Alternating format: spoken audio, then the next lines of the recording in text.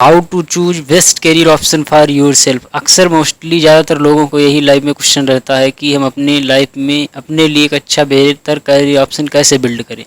अब इसके भी एक नहीं, कहीं ना कहीं देखा जाए तो इसके भी एक व्यक्ति, हर पर्सन के लिए अलग अलग आंसर हो सकते हैं। अब देखिए, अक्सर जो मोस्टली लोगों का क्वेश्चन होता है वो कहीं ना कहीं कोई भी व्यक्ति कहते हैं सोसाइटी के कहीं ना कहीं ब्लेम्स कह सकते हैं, इस सोसाइटी की जो कहीं ना कहीं डिज़ायर्स हैं या अपनी फैमिलीज़ की हैं, उन्हें कहीं ना कहीं हम पे क्या कर दिया जाता है, थोप दिया जाता है। कहीं ना कहीं हम अपने जो शायद हम अपनी पोटेंशियल को जानकर भी कहीं ना कहीं डिसीजन नहीं ले पाते हैं। चीज़ें समझाएंगे, आपको समझ में आएगी हाँ वाकई में मैं क्या कहना चाहता हूँ। देखिए, मोस्टली जो हमारा यूथ है वो कहीं ना कहीं क्या करता है, स्कूल कॉलेज में कहीं ना कहीं लंबा समय स्पेंड करते हैं। वहाँ पे होता क्या कि इस तरीके से हम लोगों की कंडीशनिंग हो जाती है कि वहाँ पे हम शायद पढ़ाई के अलावा कह सकते हैं कि पढ़ाई के अलावा नए करियर ऑप्शन हमें नहीं दिखाई देते। एक रिच बुक है, rich dad and poor dad, वहाँ पे ये चीज़ स्पष्ट की गई है कि होता क्या है कि स्टूडेंट बिल्कुल अर्ली एज से उन बुक्स में रहता है, कहीं ना कहीं एक लंबा समय वहाँ पे देता है। उसके बाद उसे ऐसा लगता है शायद अगर मैंने इस बुक्स में या शायद इन क्लासेस में या इन जगह पे टॉप कर लिया तो इस सारी लाइफ में मैं अच्छा कुछ कर पाऊँगा। तो नहीं भाई, ये इस तरीके की जो कहीं ना कहीं है, हमें इस अंडरस्टैंडिंग को भी, इस थिंकिंग पैटर्न है, इसको भी चेंज करना पड़ेगा। देखिए, अगर हम इस चीज़ को अर्ली स्टेज पे कहीं ना कहीं थोड़ा सा सीख लेते, जैसे मान लीजिए स्कूल में आप कॉलेजेस में हैं, आपने बुक्स के साथ क्या करिए, अपने आपको टाइम दीजिए। ये चीज़ें हम करते रहिए। कहीं ना कहीं हम लोगों में एक होड़ सी लगी हुई है कि टॉपर बनना, टॉपर बनना। भाई देखिए, हर व्यक्ति की अपनी अपनी पोटेंशियल है, कोई भी कहीं पर भी हो, हमेशा लोग मोस्टली आपको एक टॉपर पर ही कहीं ना कहीं लोग क्या करते हैं, अपना ध्यान देते हैं। बट आप एक मीडियोकर हैं, आप एवरेज से भी नीचे हैं, तो कहीं ना कहीं इस तरीके की जब चीज़ें लोगों के साथ होती है तो ये सजेशन ये रहेगा कि आप स्टार्टिंग से ही अपने आप पे काम करना स्टार्ट करें। देखिए यार, जब आप इन स्कूल या कॉलेजेस में होते हैं तो वहाँ पे आपको कोई बताता नहीं है कि आपको ये करना चाहिए या ये करना चाहिए।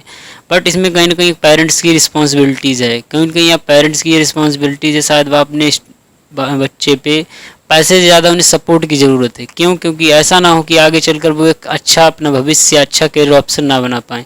तो आप जब आप स्कूल कॉलेज में हैं तो अपने स्कूल सब्जेक्ट के साथ साथ अपने इंटरेस्ट को पहचानें। अब स्कूल के कहने का मतलब है कि आप हम अपने इंटरेस्ट को कैसे पहचानेंगे, तो वहाँ पे जो स्कूल में होने वाली एक्स्ट्रा एक्टिविटीज़ हैं वहाँ पे क्या करें, पार्टिसिपेट करिए। जब आप वहाँ पे पार्टिसिपेट करेंगे तो आपको ऐसा लगेगा शायद मेरे अंदर जो कॉन्फिडेंस है ना वो बढ़ रहा है।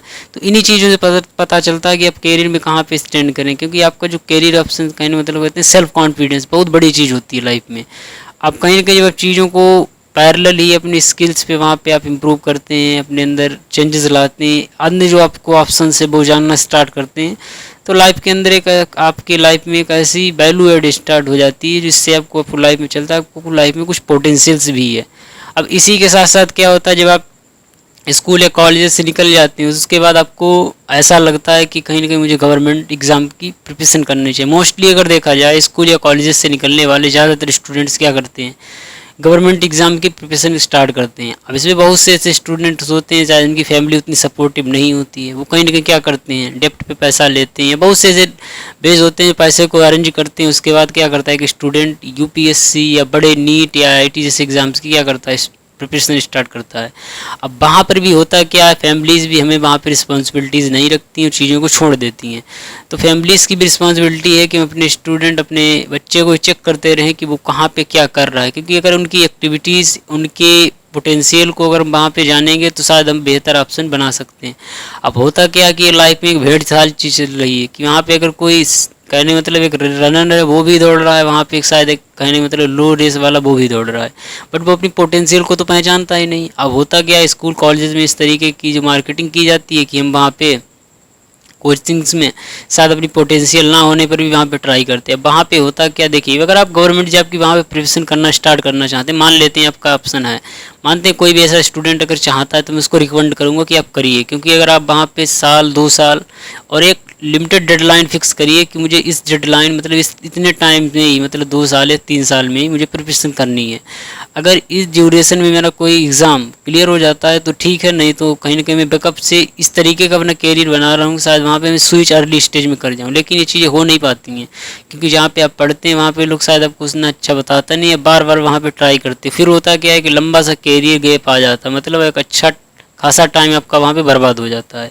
अब उसमें ये भी बहुत से लोग कहेंगे कि सर वहाँ पे तो बहुत ऐसे लोग हैं जो कहने मतलब बहुत इफोर्ट के बाद उन्हें सक्सेस मिली है, तो ये मैं मानता हूँ किसी को हो सकता है 5 साल 7 साल 8 साल भी बाद भी सक्सेस मिलती है। तो ये आप पे डिपेंड है, आप अपनी पोटेंशियल पहचानिए और आपको पीछे सपोर्टिव कितने, और उसके बाद आपको ये भी बना के चलना है कि आपके पास बैकअप प्लान कितना है, कि ऐसा ना हो कि काफ़ी वही करते करते होता क्या मोस्टली आपको पता है लिमिटेड सीट्स हैं, लिमिटेड सिलेक्शन होंगे, बाकी जो 99% स्टूडेंट है वो कहाँ जाएंगे। अब इस तरीके से आंकड़ा लगाइए।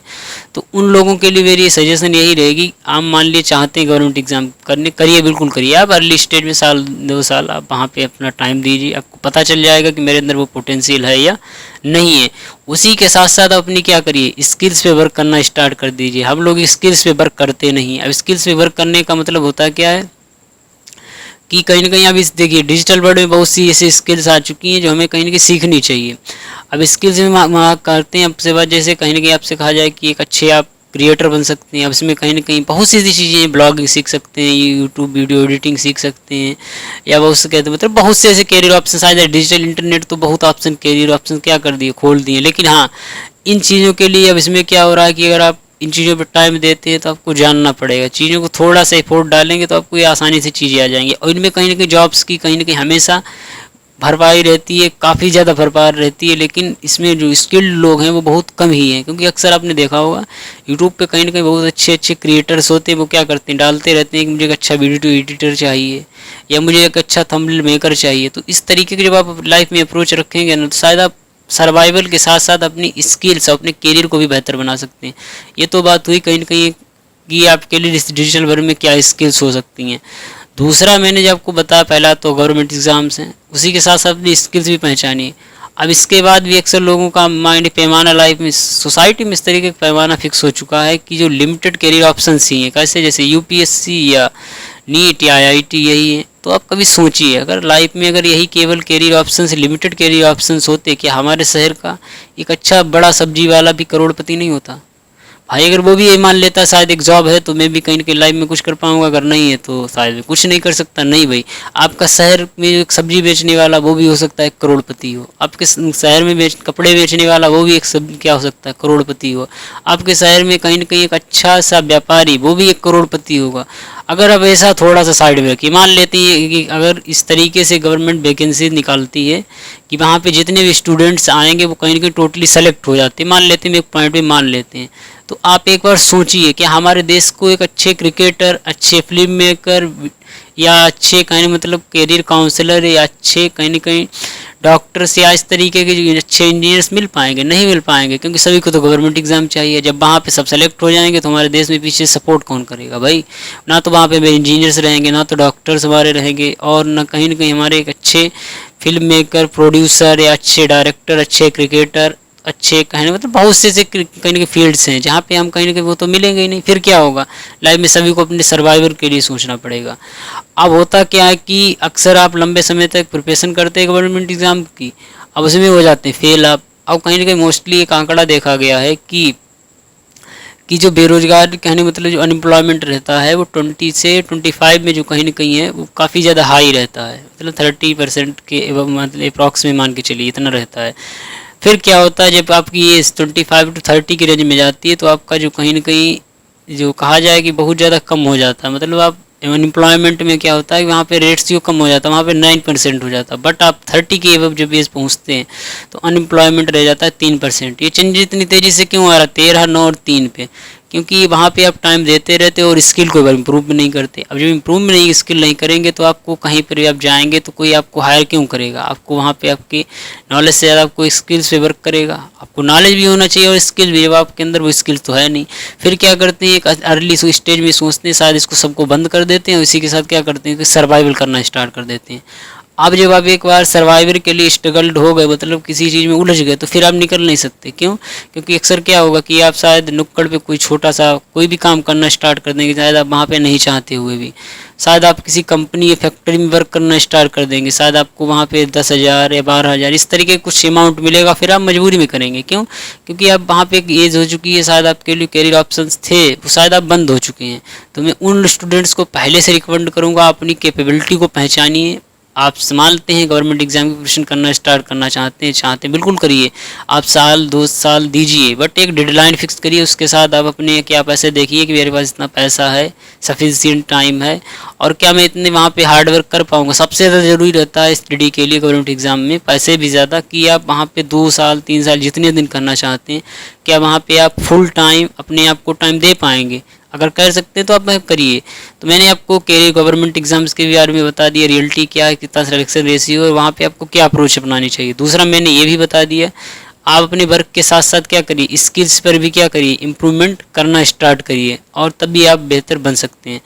दूसरा ऐसा होता है कि मान लेते हैं कि कुछ स्टूडेंट या बहुत से ऐसे स्टूडेंट्स होते हैं कहीं ना कहीं, अब इनमें बात हम करेंगे 2 लोगों के लिए, जो कहीं ना कहीं गवर्नमेंट एग्जाम की प्रिपरेशन कर रहे थे, अब कहीं ना कहीं उन्होंने इस तरीके से लेवल पे आके स्टक हो गए। अब वो ऐसा उन्हें लगता है कि हम प्राइवेट सेक्टर में भी स्विच नहीं कर सकते या कुछ अच्छे कैरियर नहीं बना सकते। नहीं भाई, आप अगर वहाँ पे उस समय थोड़ा अवेयर हैं, पहले मान लिया बाई रीजन नहीं हो पाए, लेकिन वहाँ पे आप डिसीजन लीजिए, लेकिन ये गेज रखिए, फिक्स पर्टिकुलर टाइम तक रखिए, तो भी आपके लिए कैरियर ऑप्शन है। देखिए डिजिटल वर्ल्ड है, आप अगर यहाँ पे चीज़ें स्किल करेंगे, सीखेंगे, एक्सप्लोर करेंगे, टाइम देंगे, बहुत से ऐसी जगह हैं जहाँ पे आप, अगर आपके अंदर टैलेंट या नॉलेज है तो साथ आपको सपोर्ट करते हैं। एक अच्छी कहने मतलब आईटी इंडस्ट्री है या किसी भी इंडस्ट्री में जाइए, आपके लिए एक अच्छा बेहतर ऑप्शन अब भी है, क्योंकि वहाँ पे आपकी स्किल्स पे इम्प्रूव मांगते हैं, आपको स्किल्स पे वर्क करना चाहते हैं, स्किल्स आपकी देखते हैं कि आप वाकई में स्किल होल्डर हैं, तो आपको अच्छे कैरियर वहाँ पे स्टार्ट कर सकते हैं।